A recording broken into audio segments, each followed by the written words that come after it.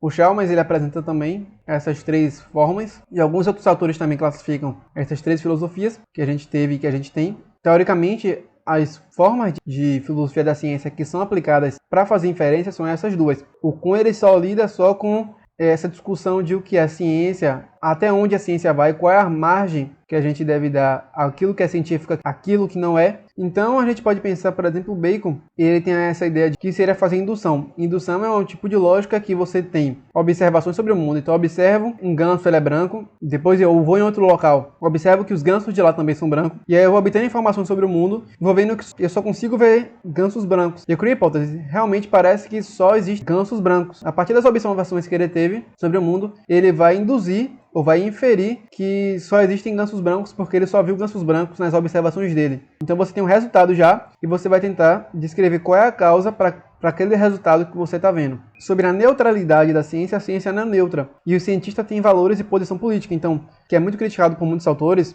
é que, para alguns cientistas, a ciência é como se fosse pura e neutra, quando, na verdade, nós não somos neutros. Nós temos valores, temos posição, às vezes, religiosa e política, e isso, de alguma forma, influencia na nossa pesquisa, e até naquilo que nós gostamos ou naquilo que vamos pesquisar, está associado com nossos gostos subjetivos, pelaquilo que me interessa mais. Só que o que é interessante desse tópico aqui, que eu queria falar, é que não é porque a ciência não é neutra, significa que a ciência não produz um conhecimento confiável, porque a própria forma como a ciência ela é organizada para produzir conhecimento científico, ela busca fazer com que o cientista, ao longo desse processo, ele tenha algum grau de controle dos seus valores, ou seja, a própria ideia, por exemplo, de Popper, de falsificar aquilo que você gosta e aquilo que você quer testar, é uma maneira de você tentar lidar com esse seu desejo de que você tem, de que sua hipótese seja aceita. A própria forma de avaliação por pares busca fazer com que haja esse controle desses valores e dessa subjetividade, de maneira que ao longo do artigo científico tenha o mínimo de valores imbuído ali na forma de produzir os resultados, e a própria maneira como nós pensamos ciência hoje e como a pessoa faz de falsificar a ideia, de tentar falsificar a hipótese que gosta, falsificar as ideias que tem antes de tentar responder essa pergunta, já é um processo que busca tentar diminuir ou amortecer esses valores